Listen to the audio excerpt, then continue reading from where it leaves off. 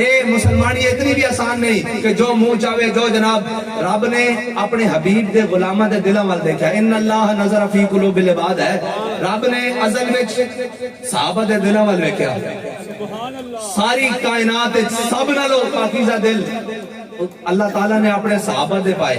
انہوں نے حضور دی غلامی واسطے چن لیا, لیکن انہوں نے بھی کدھر بینڈ نہیں دیتا.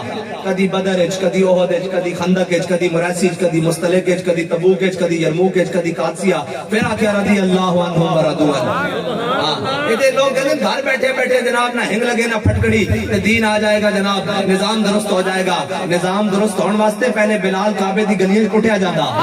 ہاں پہلے سمیہ, حضرت سمیہ دے ٹکڑے ہوندے ہیں. پہلے حضرت خباب بن ارد دے جسم میں اتنے سوراخ ہوندے ہیں کہ ہاتھ پورا چلا جاندا.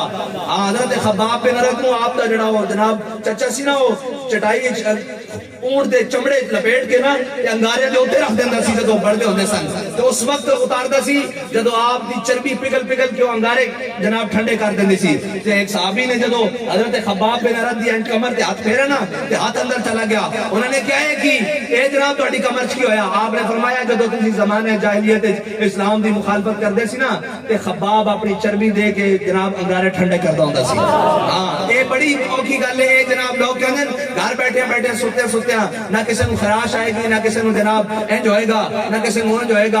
حق تا بڑا جناب ڈاڈی شے ہے. حق تا کربلا دے نو کربلا لے جاندا, امتحان لے لیندا.